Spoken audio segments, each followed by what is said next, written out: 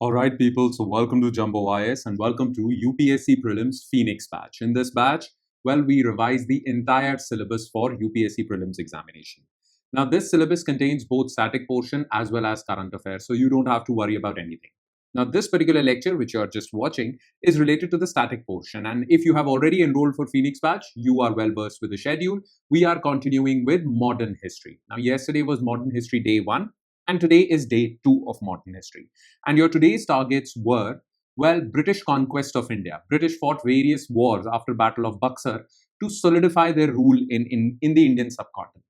Okay, that is one part. And the other part of your part 2 of your daily targets, well, that was related to economic impact of British rule. This is very important if you really want to understand the drain of wealth theory given by Dadabhai Naroji.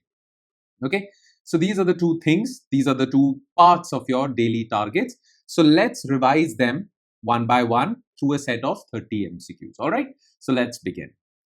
So modern history day 2 and your daily targets. Number 1, British conquest of India.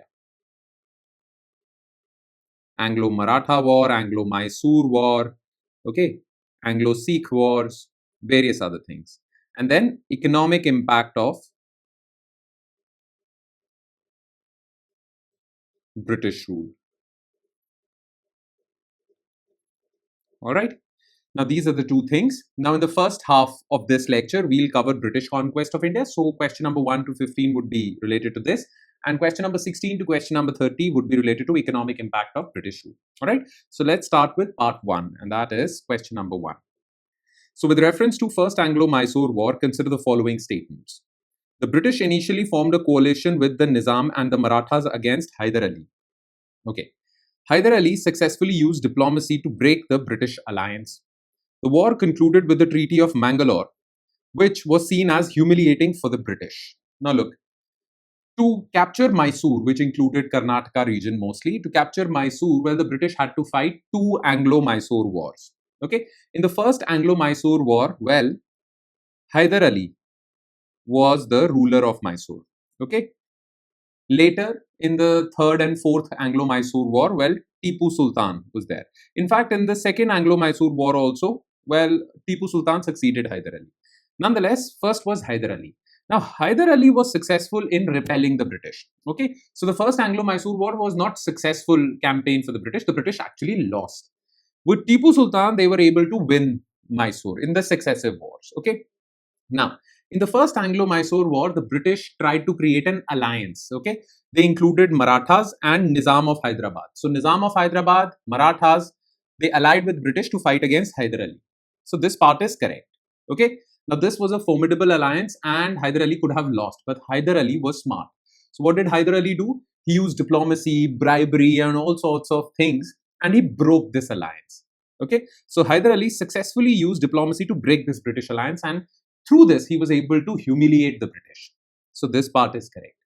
Now, after a humiliating defeat, the British had to sign a treaty in 1769, and that treaty was Treaty of Madras.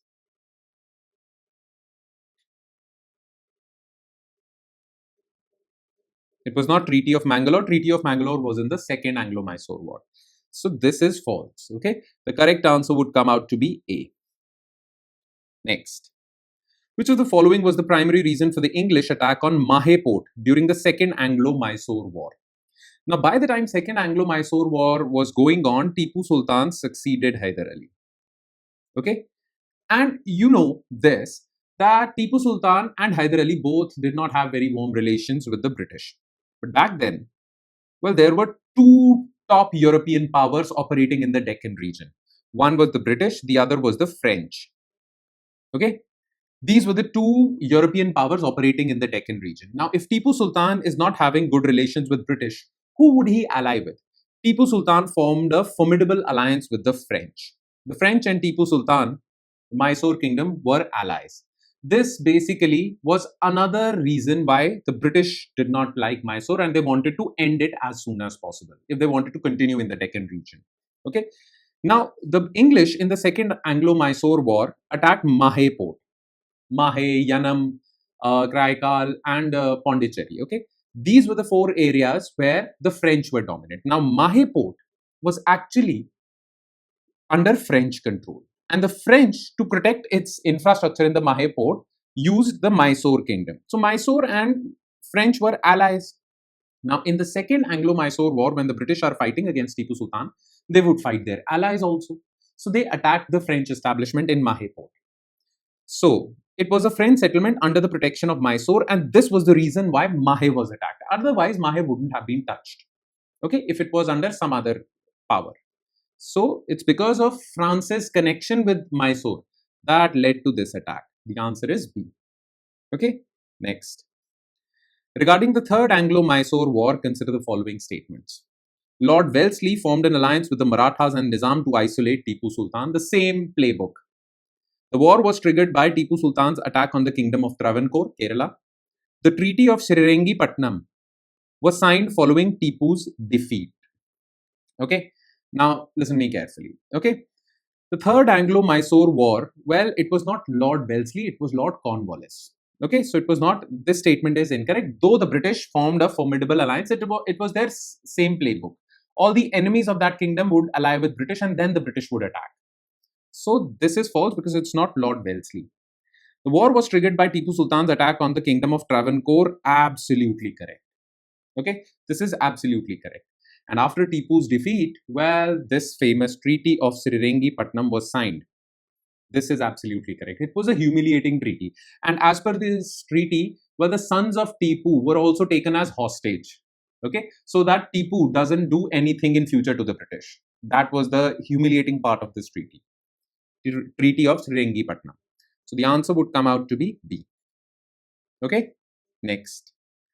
Tipu Sultan's radical international diplomacy is evidenced by which of the following actions mentioned in the text? Okay.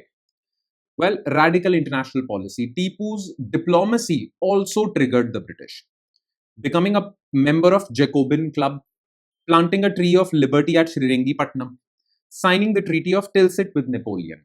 Now, well, the thing is, Tipu Sultan allied with the French. Okay.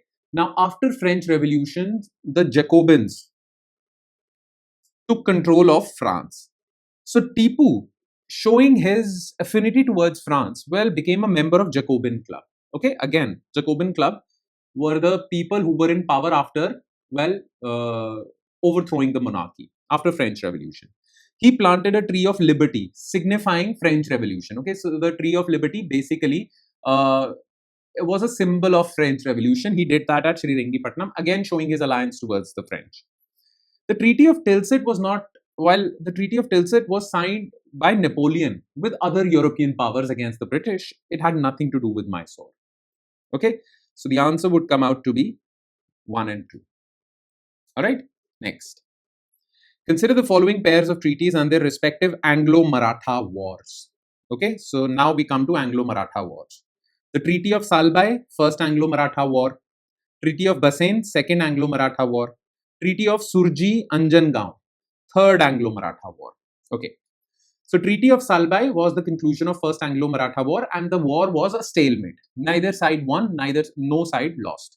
It was signed in 1782. Then in the Second Anglo-Maratha War under Treaty of Bassein, well, the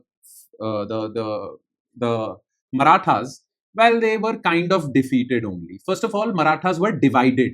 It was a divided house. Okay, and within Second Anglo-Maratha War, well, the different Maratha Sardars, the Maratha chiefs like the Sindhyas, Holkars, all these other people, well, they were also signing individual treaties with the British. So Treaty of Bassein, Second Anglo-Maratha War, the Maratha power broke down. Treaty of Surji-Anjangaon, well, it was signed in Second Anglo-Maratha War, but it was signed between the British and the Sindhyas of Gwalior. Okay, they were the Maratha chieftains, the Maratha chiefs. Okay, so it was not Third Anglo-Maratha War. Third Anglo-Maratha War, well, it concluded in 1818 and it led to many other treaties, complete dismantling of Maratha power. So Third Anglo-Maratha War was that, but Treaty of Surji-Anjangaon was in Second Anglo-Maratha War in 1803 with the Sindhyas. So third statement is false. Okay, again the answer would come out to be B. Next. The Treaty of Bassein, signed by Peshwa Bajirao II, included which of the following conditions? Treaty of Bassein. A permanent stationing, this was Second Anglo-Maratha War. A permanent stationing of approximately 6,000 British troops with the Peshwa. Remember, it was a humiliating treaty for the Marathas. Exclusion of all Europeans from Peshwa's service. Peshwa surrendered the right to declare war without consulting the company. So under Treaty of Bassein, which was signed, well, between Peshwa of Maratha Confederacy and the British, well, led to these things. The British imposed these conditions because the British won.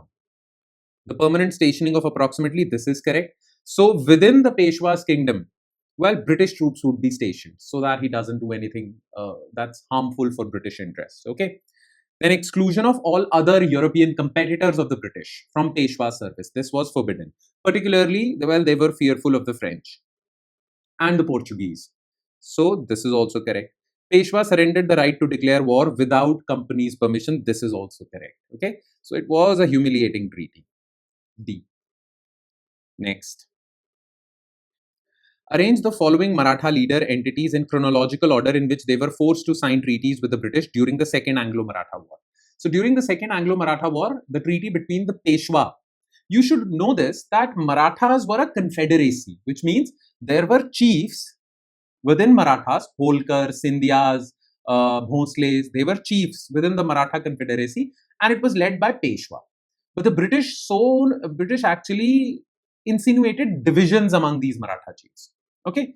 Now the British in the Second Anglo-Maratha War signed individual treaties with these Maratha chiefs. Okay. One was signed with Peshwa, which was Treaty of Bassein. Okay. Then one was signed with Bhonsles in 1802. Then it was signed with first was signed with Holkar. Okay. Then it was signed with Bhonsle, then Scindias. Okay. So the answer would come out to be 3, 2, 1. D. All right. Next.